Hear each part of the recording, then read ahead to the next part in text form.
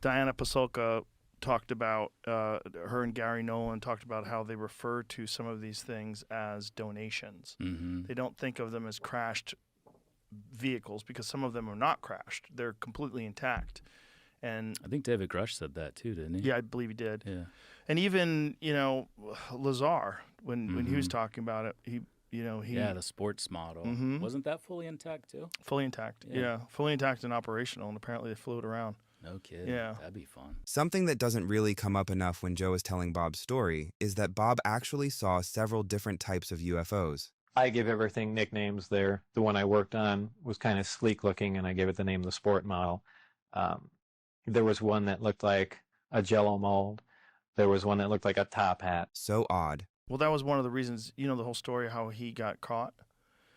It's a really crazy story. So he used to work at Los Alamos. He was a propulsions expert. Guy put a jet engine on the back of a Honda. He was a real freak. Yeah. He made a hydrogen Corvette in like the 1990s. He was a nutty dude. Clearly an engineer. Yes. That part checks out.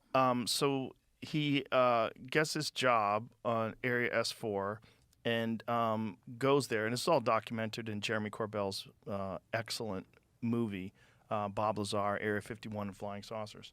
So he goes there and sees this thing, and it's got a American flag sticker on it. And, they basically say, tell us how it works. And he's like, oh, this is ours, because he sees it has a sticker on it. And then he realizes this is made out of some completely unknown alloy. There's no seams in it. It seems to be 3D printed. There's no controls inside of it. It's designed for something that's 3 feet tall. It's all very fucking weird. Let's listen to the man himself explain this when he came on the show with Jeremy Corbell, episode 1315. Everything is one color. It's like a dark pewter color, and there are no right angles anywhere. It's as if somebody took, I've said this before, somebody took a model and fashioned it out of wax and then heated it just for a short time so everything melted. Everything looks like it's fused together. Everything has a radius of curvature where two items meet. It's a really weird looking thing. There was almost nothing other than a small foldable hatchway that looked recognizable. So you get inside this thing, and it's designed for something that's much smaller than a human being. Yeah, you can't really stand up till you get to the very center of it. And how tall are you? I'm 5'10". And what do you think this was designed for? I'd say something close to half my height. Wow. So he's working on this thing, not making much headway at all. They understood that there was an element 115, that was not even on the periodic table. Eventually found to actually be a thing by the Large Hadron Collider. But even then, they only measured it for a millisecond, right? So then he's saying that they have this stable version of this element, and you bombard it with radiation, and creates this sort of gravity drive. He's working on this thing, and it's all top secret, so he cannot tell his wife. So they're calling him up at 10 o'clock, like, hey, get to the airport. We need you. And so he would have to fly out at random times, fly out to S4, and his wife was like, this motherfucker's having an affair. Well, I'm going to have an affair too. So she starts fucking her flight attendant, or a flight instructor. I think that's what it was. This is true. Here is Bob Lazar telling it in his own words. You would get these phone calls. You would have to go to the airport at 11 p.m., and your wife started thinking that you were having an affair. Yeah, apparently so. You have to have a stable home life, too. Well, she started having an affair with a flight instructor. Now, they were monitoring this on the phone, and they knew it, and I didn't. So they stopped me coming in, and their attitude at the time was, we need to see how this is going to play out, and if Lazar is going to get a little weird or anything. So it's kind of interesting that a scenario that probably plays out with married people all over the world can make its way into such a top-secret program. So crazy. When you have that kind of clearance, they are monitoring everything. They're monitoring all your phone calls. So they've realized that his wife is having an affair, and they think that he will be emotionally unstable, and it's too dangerous to have him working on this insanely top-secret information if he's not stable. So they tell him, we're going to at least temporarily relieve you of your duties. So he's freaked out, and he tells his friends, like, hey, this is this is what they're doing there. Yeah. They have these things, and they fly them every Wednesday. I'm going to take you guys. There's an area we can go watch. So he takes his friends out there on 2 separate occasions, I believe. They get caught. He gets arrested. They release him, and he realizes, like, I'm kind of fucked. They might kill me. Yeah. I'm going to have to go public with this. Contacts George Knapp. I did see that. Then the whole thing is history. Yeah.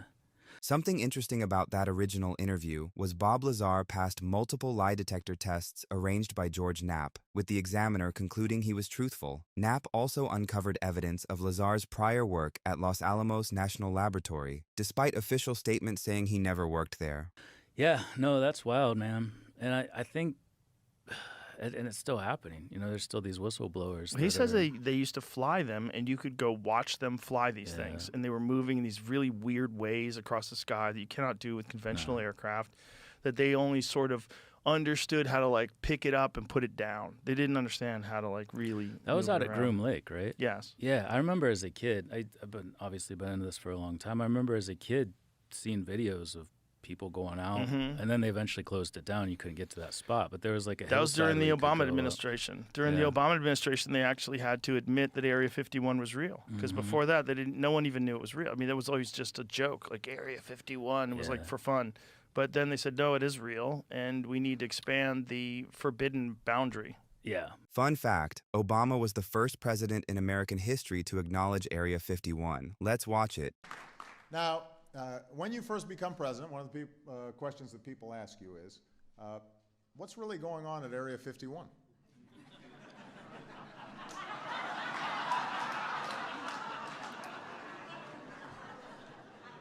When I wanted to know, I called Shirley MacLaine.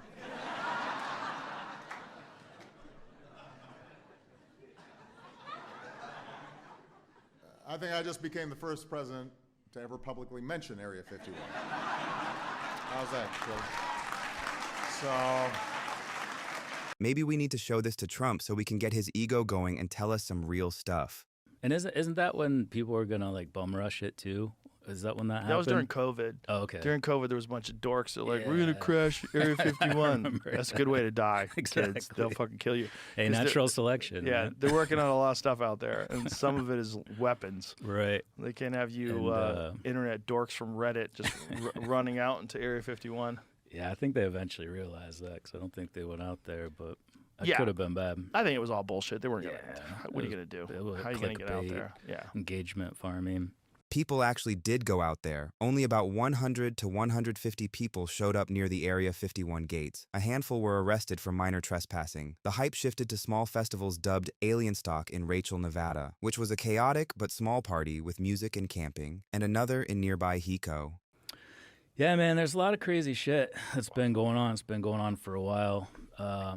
Jamie and I were talking beforehand about the stovepiping too, and all the different the different ways that they compartmentalize what they're doing, and they talked about it in Age of Disclosure too. That's a big problem because certain people are working on these parts of the craft to reverse engineer them to understand them, but they don't have the whole picture. Lazar was talking about that from the 1980s. Yeah. In 1989, he said the people that are working on metallurgy were not in contact with the people that are working on propulsion, and you weren't. He's like, science cannot operate like that. Yeah, no, it can't, because you need to know what's going on beyond just this little part that you're working on. And if you have a bunch of people that are sharing information, you get a much more comprehensive understanding of what this thing is. Yeah, we all benefit from communication. Right, because there could be something involved in the actual structure of it that lends to its ability to do something. It might not be simply just structure. It might be structure with some sort of an ability. It only seems right to hear the words from Bob himself. Let's watch it. We work on the buddy system, so I can only exchange ideas and talk to Barry. Now, this really interferes with science because science is based on free discussion. And ideally, you get a bunch of guys together, exchange ideas, work on problems, and that's how things move forward.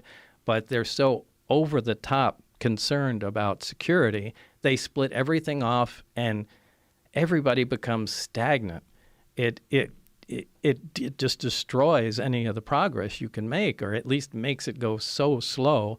I think they wind up shooting themselves in the foot. Mm-hmm. Yeah, you can't see the forest through the trees in these situations, and it's unfortunate. And what the argument they made in this doco is that we're putting ourselves at a disadvantage because other countries have probably retrieved these things too, and they might be working on it, yes, in secrecy, but if people are working together Right. and not stovepiping this thing Right. ad infinitum, then they might be able to actually make more progress faster than us. So part of the disclosure push is to be like, yeah, these things are real. We have them. Let's get our best scientists together to work on this holistically instead of compartmentalizing it. Herbert Walker was the guy that Hal Puthoff and a bunch of these scientists, he brought them together and said, we have recovered a crashed UFO more than one occasion, and we have a back engineering program, and we're considering disclosure to the American people. I want you to list the positives, the positive impact of society, and the negatives. Yeah. And they did it with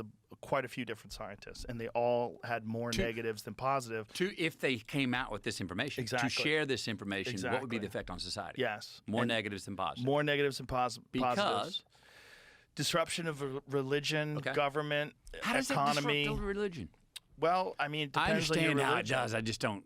Depends on your religion, you know, and depends on where these things are from and what is happening. What do we In the know? Bible, Ezekiel has golden chariots from the sky. Exactly. Yeah, and a wheel within a wheel. Yeah, the Ezekiel stuff sounds like a UFO encounter, and it's not the only version of that in ancient texts. In the ancient Hindu texts, they have vimanas, these things that are flying through the sky. Like, what are those things? You know, in the Yeah. Rig Veda, even in the Bhagavad Gita, there's all these depictions of these things that sound like you're talking about a spaceship or at the very least some kind of technology. Like this thing about the Nephilim, like that the gods mated with women and created men who are monstrous. Boy, doesn't that sound like aliens came down and genetically manipulated primates and created human beings?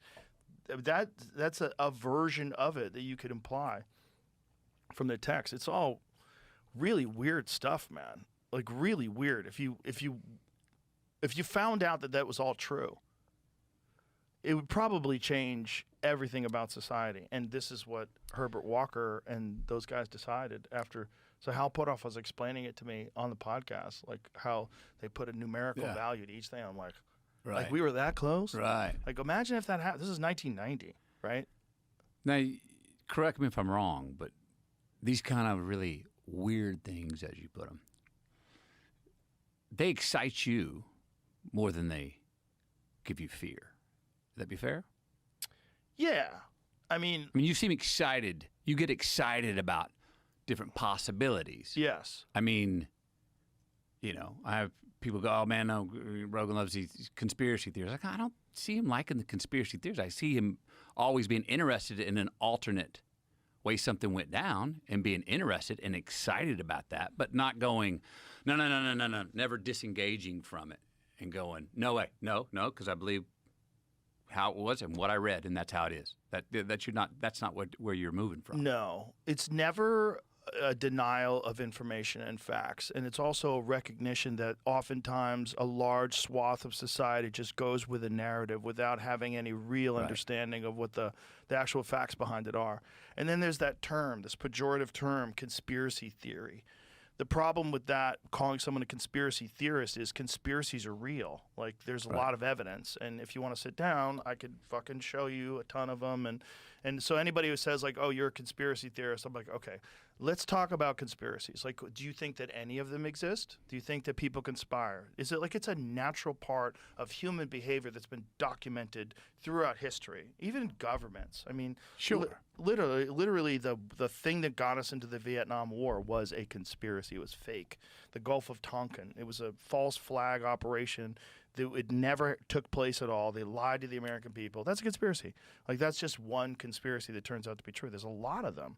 The problem is people don't want to look like a conspiracy theorist. They've done such a good job of making it a goofy term that you don't ever want to attach to you. It can cause damage to your reputation. Yeah. If you're in a job where people have to take you seriously, fortunately I'm not, but if you're in a job where people have to take you seriously, you don't want to say anything weird like, hey, I think aliens are real. Like, people think you're a kook, and then they discount your opinion on everything. Yeah. But if you just know the actual facts, Like people that don't think there's anything that aliens are real. There's no way. We're alone. We've never been contacted. Why not? Gary Nolan, the guy who was on here yesterday that was talking about cancer research, he was also telling us about a piece of wreckage they found from a craft. Was it 1950 that they found it? Which one? The first one, the silica one?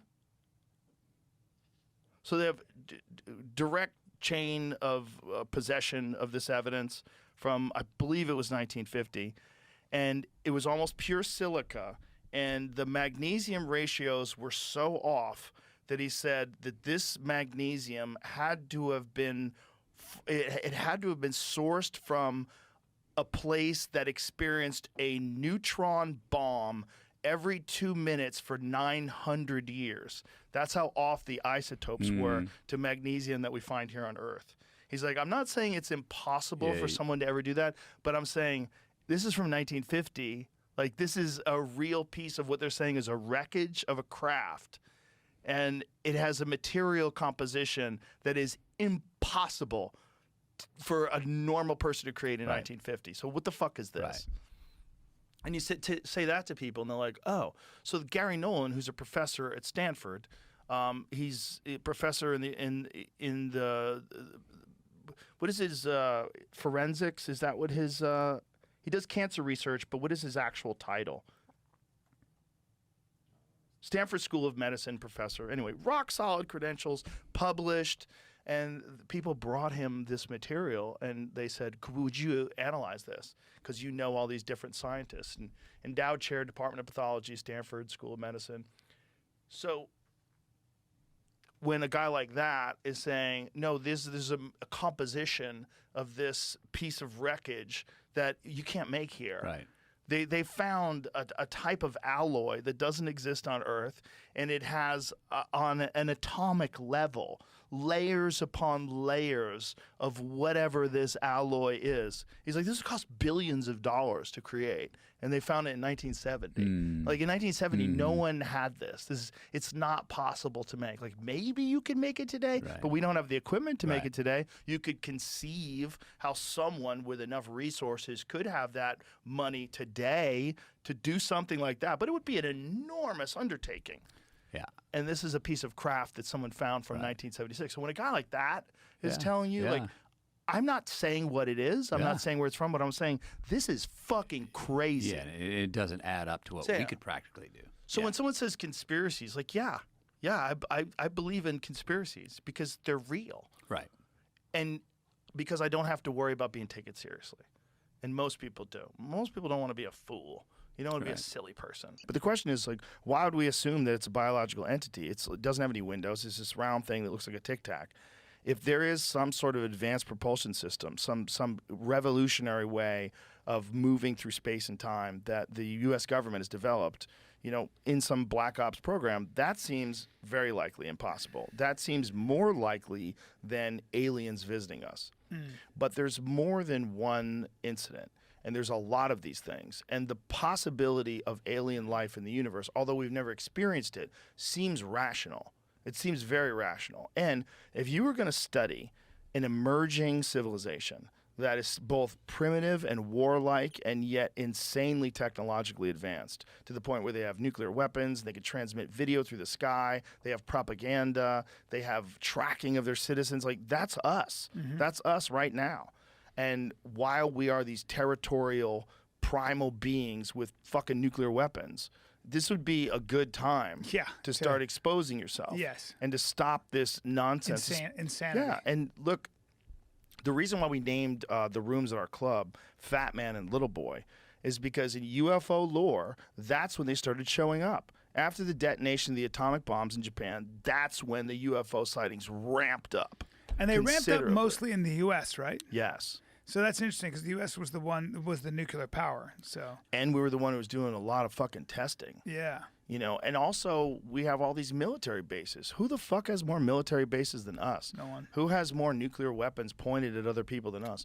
We have them all over the place. And there's all these multiple sightings and eyewitness accounts of like very credible people who say these things have hovered over military bases. It'd be pretty cool if these aliens were benevolent overlords. And they were like, hey, my children, Yeah. You know? Or maybe even so advanced intellectually that the concept of an overlord is preposterous, and they're just biological management. There's just the gardeners tending to make sure the weeds don't get out of hand, and just like let this process continue to play itself out. Because this process of technological innovation it's the everything that humans do. Yeah. It's what we do at the pinnacle of our creation is we make better technology. Well, I always wonder about fractals and whether or not, like, this idea of this being a simulation, this being, like we are kind of replicating, we are creating machines and doing our best to create them in our own image, right? Yes. And that's interesting. That's because the mythologies that we subscribe to are the idea that this God that we pray to made us in his image. Right. And we're doing the same thing now with robots and computers. And that's an interesting thing that we seem to have this sort of paradigm, this idea that that's the scaffolding for the way we think, right? And to what end? And why are we doing that? Maybe it's the and has creation it of a already new happened? life form. But has it already happened? Are we the result of that impulse that happened a long time ago? I think we are the shit-throwing chimps that are going to become the nuclear physicists. That's what we are the shit-throwing chimps from 2001 that become Oppenheimer. Yeah. Yeah, and then I think this thing that we become is integrated with technology. It's probably some sort of a hybrid. It's some sort of a cyborg. That's wild. Because I think we're already like on the verge of merging. All this talk of like Neuralink and all these various things. We watched this video the other day of this guy who was Googling questions and getting answers in his head with his headpiece on. Have you seen that thing? Yeah. Yeah. That's so crazy. Incredible, right? So how long before that is like that's Pong? I know, but that's and then you have the Unreal 4 engine in 2023 that looks like a movie. No. Like how long before that technology gets to the point where it's just supremely advanced, and we literally are like gods. But my question really is also the idea that that's engineering, right? That's a tool. It's innovation. But there's engineering. So there are two aspects to it. One is getting information faster and stuff, which doesn't get you closer to truth, but it gets you information faster. There are endless facts. But more importantly, I always wonder, like, why we are given this. I really believe that human potential is pretty much infinite. Whatever you can imagine and beyond, we can do. And we are doing. We seem to be doing this. Like, think about how crazy that is. I can wear a headset and I can do things with my mind and look up the answer. Yeah. That's insane. That's magic. It's crazier than magic. But there's a way to measure that and quantify that and replicate that. So it's not magic. I can do it, and I can tell you exactly how I get there, which is even crazier. So what is that? What is that leading us to? It is nudging us closer. It's like I think it's very significant that we're getting a better understanding of what it's like to be someone else. Yeah. We are. It's really hard to say that a Yanomamo Indian or whoever it might be thinks about things differently than I do when I know so much about how all these human beings, like someone in Iran, someone in Jordan, laughs and cries and bleeds at the same thing I do.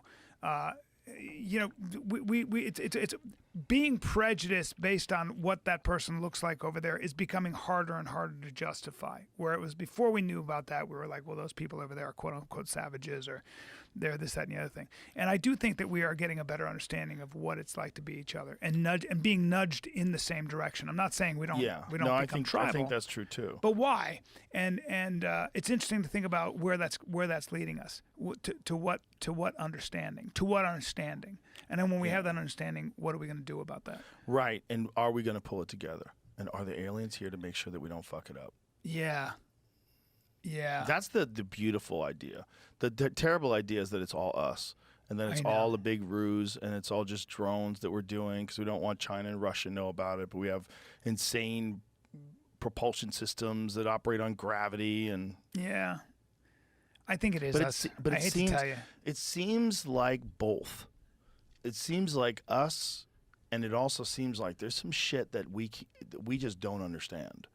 And I don't know if those people are telling the truth. Because if the people that are telling the truth that there's biological entities, and this is what Jackie Gleason said that Nixon told him, and Nixon took him on they were drinking You know that famous story? No. Who knows if it's true? It's a legend. But the legend is that Jackie Gleason and Nixon were drinking, and that Nixon said, "You want to see some fucking aliens?" And they get on Air Force One, and they fly to some Air Force base, and they go to a place where they have a crashed UFO, and they have biological beings that are in freezers. And Jackie Gleason sees this. And Jackie Gleason, after that, has a house built in upstate New York that looks like a UFO. He became obsessed with UFOs after it. There was a house, it was actually for sale at one point in time. Yeah, so he has this house that he had shaped like a UFO. And this is like, who knows if this is a true story? Yeah. Right? Because it's like, it was kind of sort of disputed. His ex-wife told the story or something like that. I forget. I think that kind of thing is actually impossible to keep secret. No, I don't think so. Really? No, I don't think so. You think generational, generations of government bureaucrats can keep something a secret? Sure, I don't they think tell the people at the very highest level know about it. It's very few people. It's all very compartmentalized. They're always, they monitor everyone's phone calls, everyone's emails, everything everyone does. Impossible. At a top secret clearance level? No way. Impossible. I don't think you're right. Totally impossible. You're definitely not right. I think it's impossible. Listen, man, they can keep secrets. When? People Which at high levels of military can keep secrets. Yeah, but they're always rotating out. They're retiring. They're dying. Yeah, they probably wind up fucking Hillary Clinton and a lot of those dudes. Hey, listen, dude, this is not the this is not Conspiracy Social Club. This is the Joe Rogan experience. I am not willing to relinquish the idea that they could keep that secret. Well, that's because it's fun to believe in. Yeah, but it's not just fun to believe in. It is possible. It's a physically possible thing to do. Especially if you have the right people and they're indoctrinated in the right way with top secret clearance. And by the way, it's not like these people don't tell their friends. And it's not like there's a bunch of stories floating around, because there are. There's a shitload of stories That's what I'm saying. around. But why would you, like, I would never keep that a secret. I'd be like, hey, you got fucking aliens. Here's the thing. When you have senators and congressmen who find out about this, and they find out that military contractors are the ones who have access to this stuff, because the back engineering program has to involve someone who has the capability of recreating this. So who would that be? That would be the people that make jets. If you got someone who's making you a fucking a stealth bomber, and you have a crashed UFO, those are the people that you want discussing like what kind of things you've recovered from a fucking alien crash, and can this be replicated? No. Here's the problem with your whole don't theory. you know me, motherfucker, because you don't know. You might be wrong. This is your wrong. No. No. Don't say you're wrong because you don't know that I'm wrong. This is the problem with your theory. Ready? Okay, go ahead. I'm sorry, and I love that you want to believe in this, and so do I, but here's the problem. Okay. There's no law. There's no written law that says I'm not allowed to talk about aliens. And I mean at the top levels of clearance, like the most secret level. There is no world where if I'm a government official and I take a bunch of pictures and I come before Congress and I go, here's my evidence, I'm blowing the whistle, there are real aliens. You don't think they would go after you for I'd never go to jail. Violating your top secret clearance? No, because it's not violating my top secret clearance. But it would be. Nope. Because I'd right. never go to jail for that. Because I'd be like, you're going to put me in jail for exposing what everybody wants to know? The whole world would be like, holy shit, you guys kept this a secret? But that's assuming that you have access to that material to extract there are enough people who from would. wherever maybe not. Maybe those are the kind of people that wouldn't do that, Brian. Listen, you fucking communist. I don't like the way you think. I'm shredding your UFO theories. No, you're not. Listen, you think you are, but you're just using these establishment You're allowed to talk points. about UFOs and you never get in trouble. You sound like your dad. Come on, man. First, you're a CIA stooge. You're a CIA I'll call my stooge, dad right now. And you're in here spreading propaganda to the faithful listeners. Listen to me. Listen to me. There are no aliens.